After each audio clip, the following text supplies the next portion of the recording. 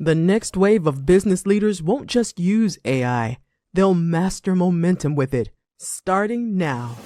Welcome to the Mastering AI Momentum Show, where visionary founders and driven business leaders turn artificial intelligence, automation, and scalable systems into real growth, real scale, and real freedom. If you're ready to break bottlenecks, reclaim your title, and scale smarter, this is your playbook. Let's dive in. Here are your hosts, Allie Porter and Elise Smith.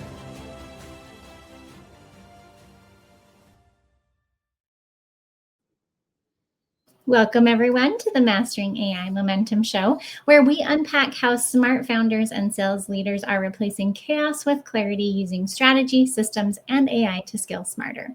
I'm Elise Smith, your AI business strategist with Millionaire Momentum AI Agency, where we help business leaders fuse high-impact growth, scalable systems so that they can stop chasing leads and start building real leverage in their business. And today's guest is someone who knows exactly how to turn sales from an unpredictable grind, which we've all been there before, into a repeatable machine. I am so thrilled to welcome Matt Uber, CEO and founder of Spinwheel Sales. And Matt spent more than 20 years building and scaling sales teams, and now he's helping companies staff elite sales talent, which is so needed, optimize workflows, and integrate tech and human connection into their revenue engine. So Matt, welcome to the show. I'm so honored to have you. Thank you. I appreciate having me as well. Awesome. And now where are you calling in from today? I'm in Dallas, so I'm in Texas. I'm officially a Texan. I'm not from here. I'm not born here, but I've been here long enough that I'm officially a Texan now. Awesome. I love it. And being a Texan is the best. So I think I'm a Utahn right now, but I did travel a lot to Texas. So I love that. Real quick, I love Utah. We went to Salt Lake a couple of times and spent quite a bit of time in Provo. One of the companies I worked at for a couple of years, we went to Provo. And yeah, Provo is a beautiful place. Utah is amazing. Mm-hmm. I do miss the mountains when I go to Texas. So those are just so comforting and it's just beautiful. So, yeah. But Texas has better food. I'm just going to put it out there. Utah's food is nowhere near as good as Texas food. Awesome. Well, I love your background and I love what you're doing. So tell us more about who you serve and how you serve them within your company, Spinwheel Sales. So I would say the best way to answer that is I think a lot of people would answer that question in regards to their potential clients. But I'll start actually with our mission statement at Spinwheel Sales is we develop future leaders. I'm a fundamental believer in that everybody inside of my organization starts off at the ground level.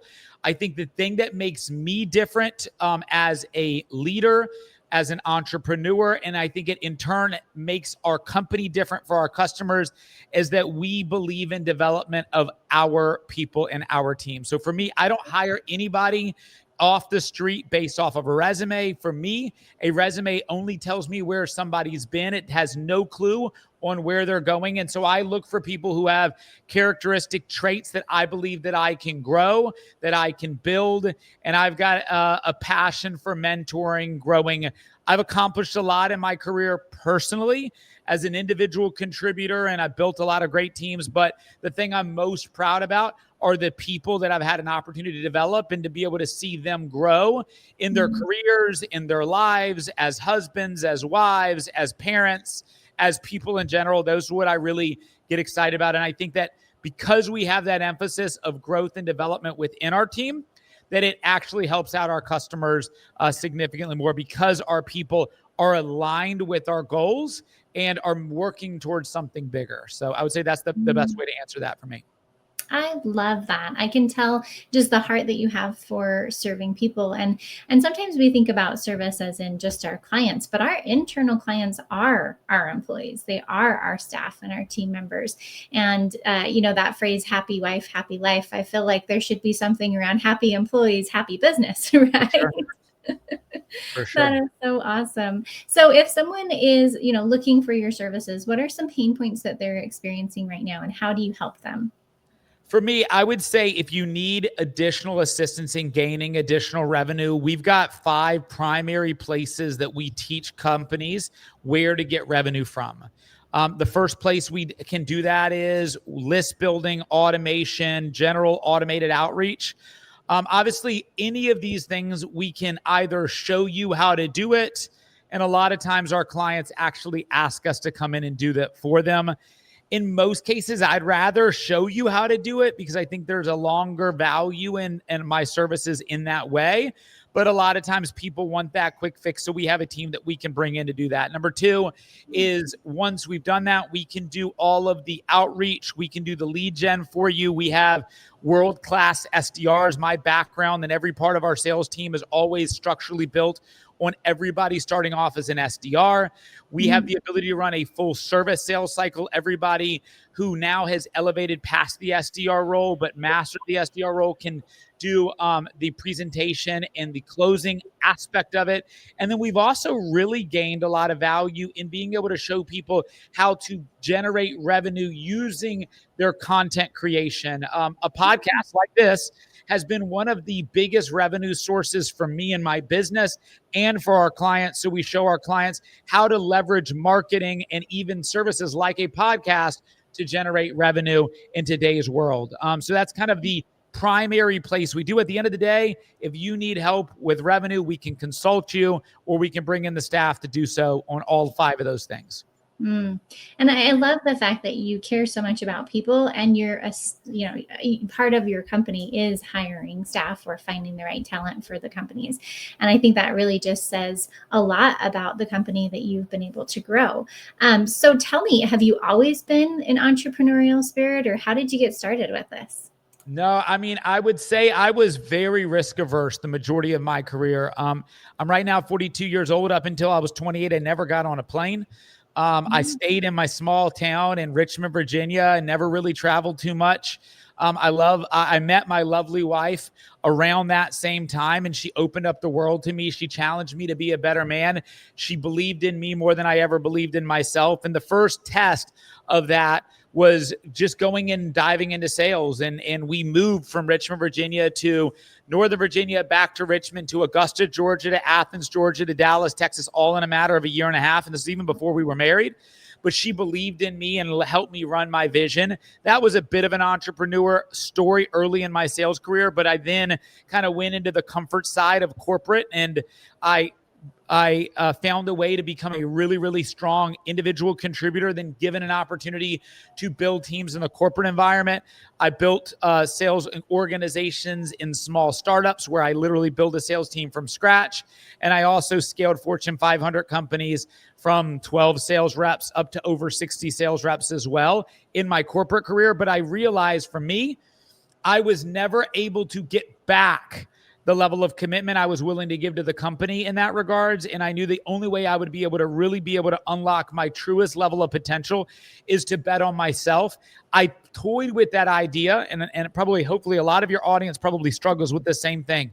I toyed with that idea for about 2 to 3 years before I actually made the jump. And every time I almost made the jump, the company provided me those golden handcuffs that kept me in their company and gave me an extra title or an extra bump in salary, an extra carrot to keep me there.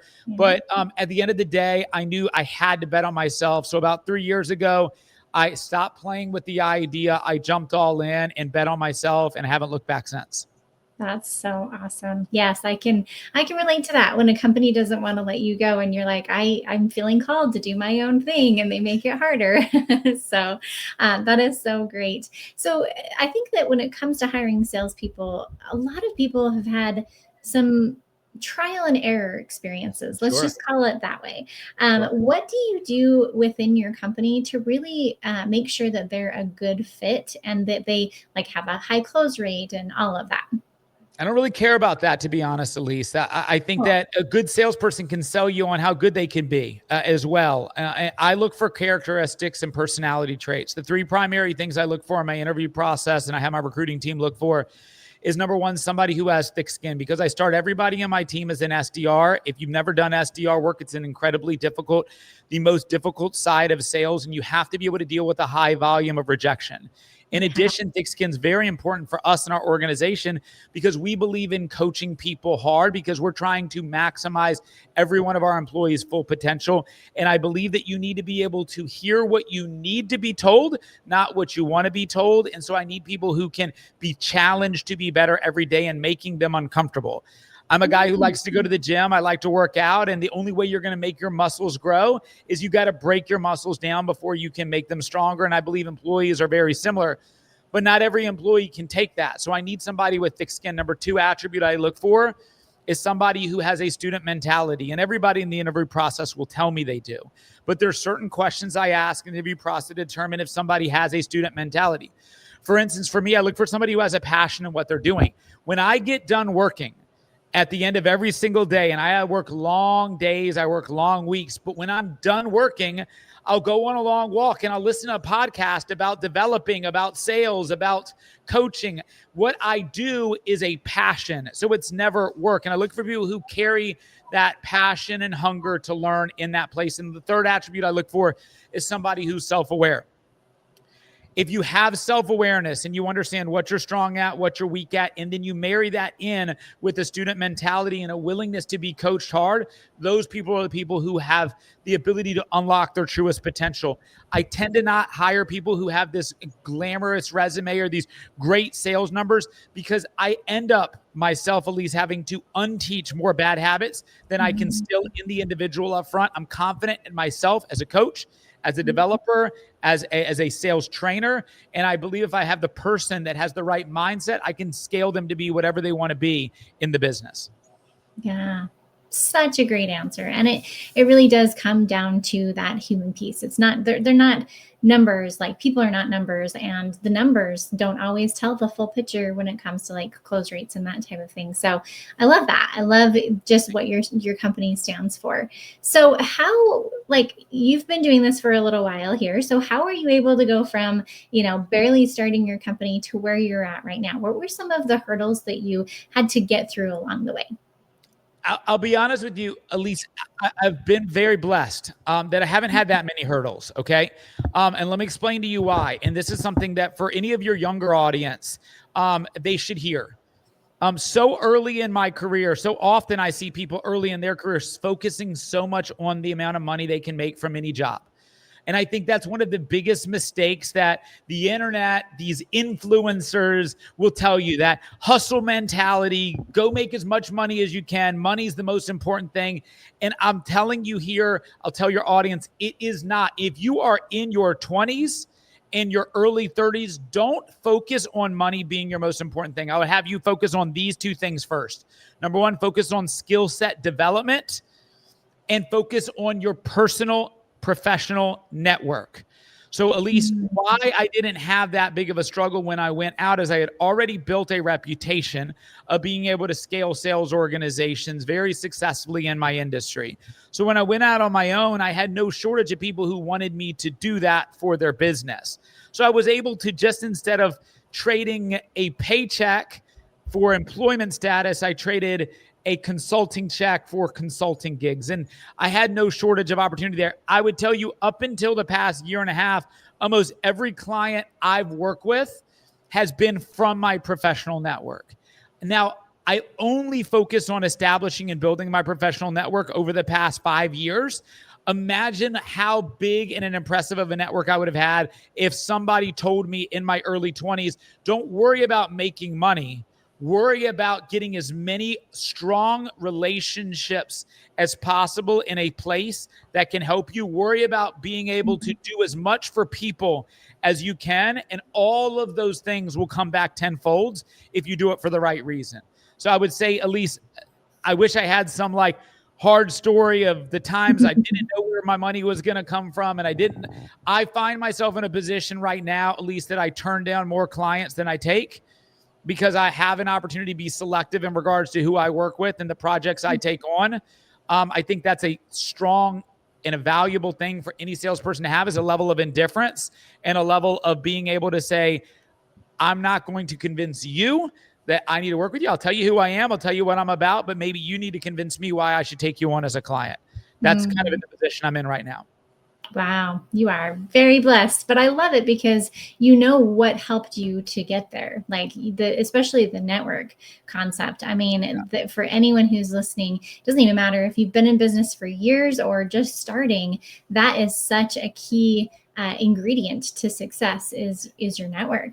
Yeah. Do you have any tips on how to build a good network? Like if someone is kind of just starting from scratch? Start a podcast. I know, it's a good one, huh? Start a podcast. I mean, look, at least you and I will likely now be friends for a long time. Hopefully we'll be able to help each other in business in a variety of ways. And I hope I can help you in any way possible. I started a podcast a year and a half ago, and it was an unnatural thing for me. I'm not a natural self-promoter. I'm somebody who never had a social media presence prior to really starting my business, but I knew that I needed to have the ability to put my word, my message, my content out there. And so I started a podcast a year and a half ago.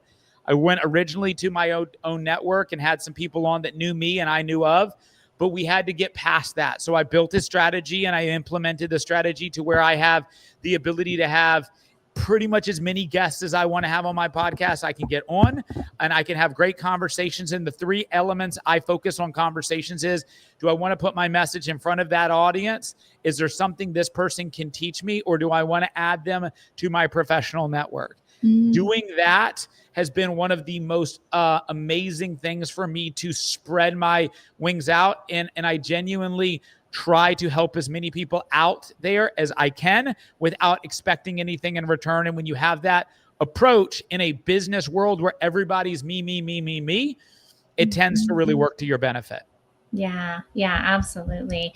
I like to call myself a professional people keeper, like collector. It's just really neat to be able to have a show like this where you can get to know people and really figure out like, oh, that puzzle piece over there would be perfect with this puzzle piece, because you never know what's going to happen.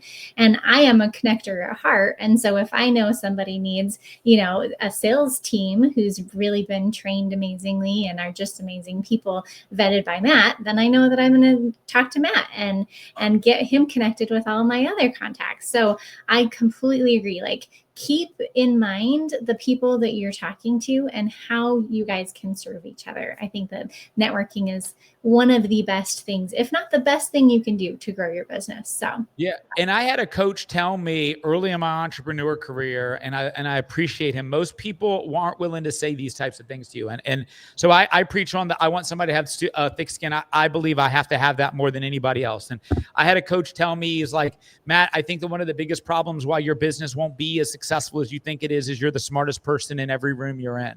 And because you're the smartest person in every room you're in, you'll never be able to elevate yourself to where you need to be.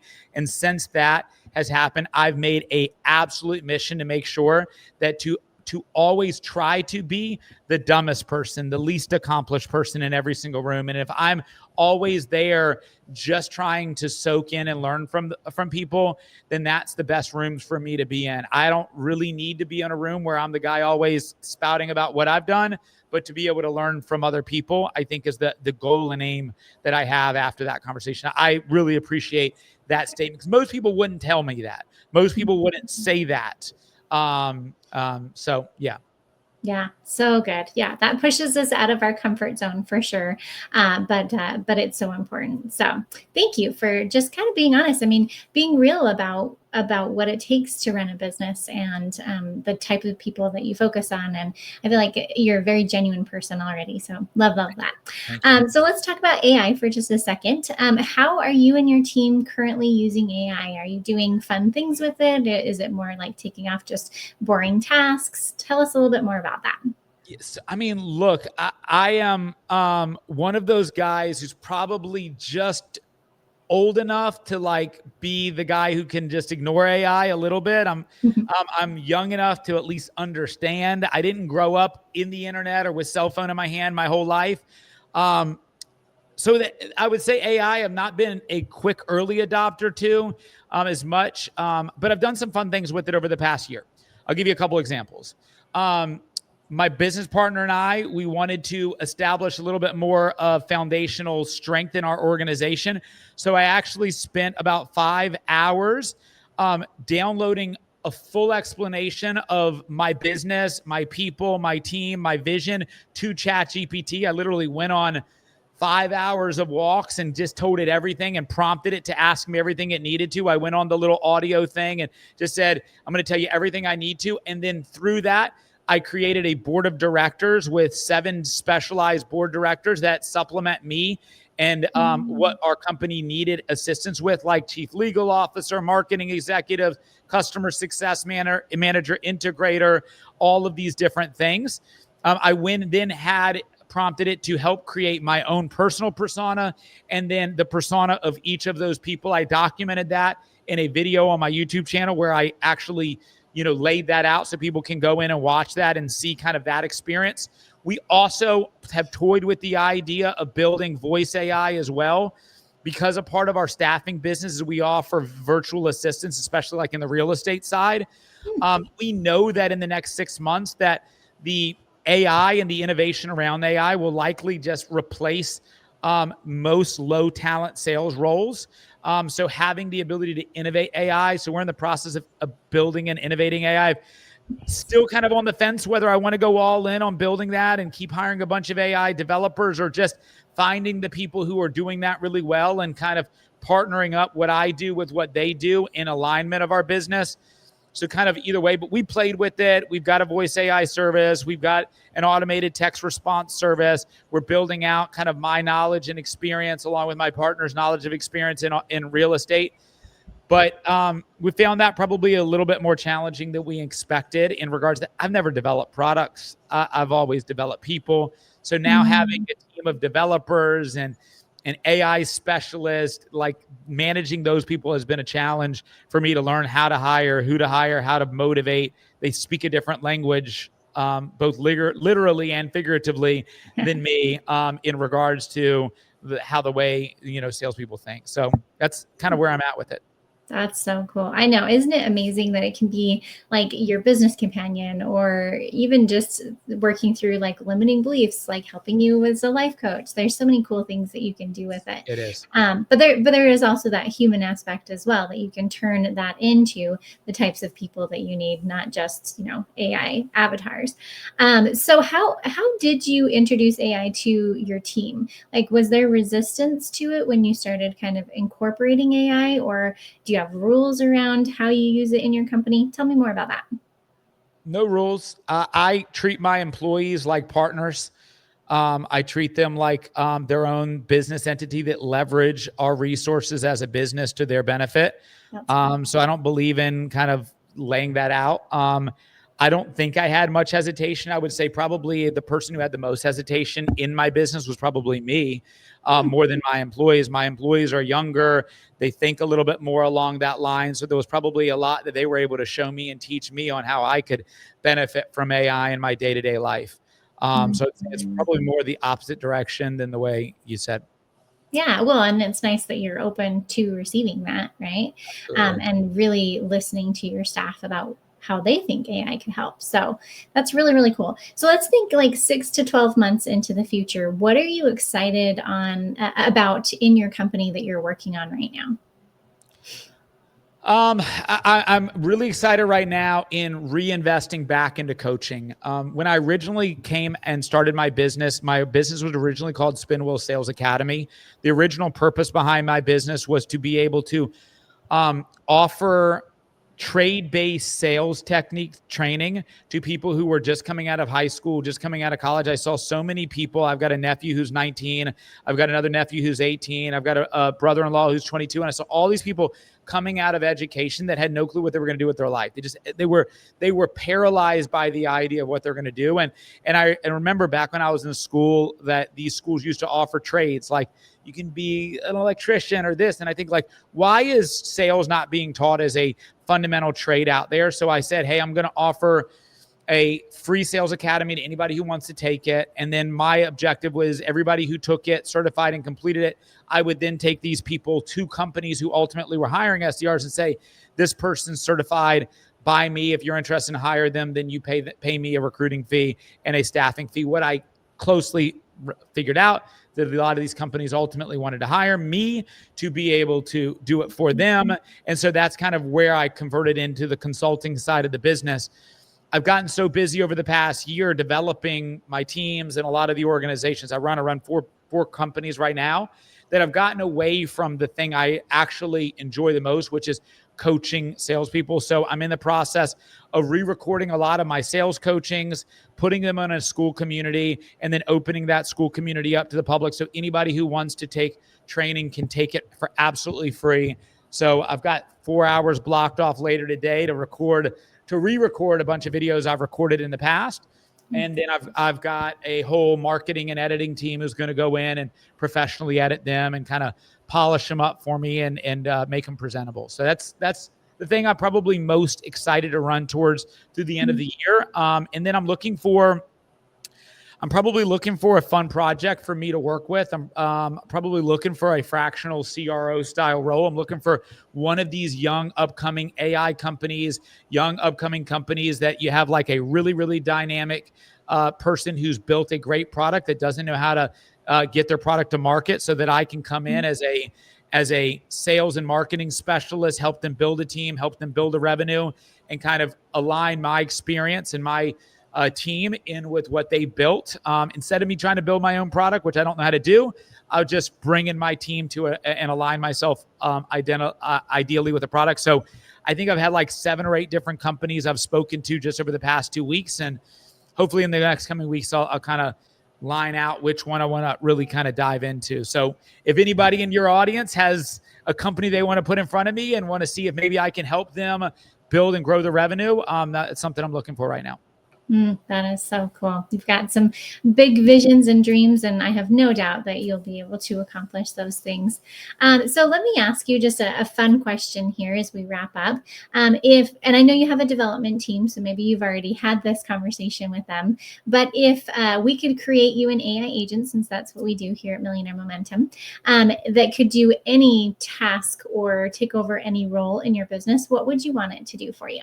Probably for me, I think that a really strong voice AI that simulates a conversation that would happen with one of my SDRs. I think that there will be a lot of people that can do that. I think the thing that will differentiate a product that I'm able to develop versus other people that will develop it is just my experience of knowing how to teach, train, and develop people, and taking that same wisdom, knowledge, and experience and installing that into an AI system, I think will be vital. I think that the biggest challenge I envision an SDR bot being able to have is the amount of knowledge it has to retain from every single call, gather that knowledge to use to the next call. I see a lot of voice AIs out there that are handling inbound calls, B2C type of environments, but B2B SDR, I think will be a very, very challenging thing for somebody to develop.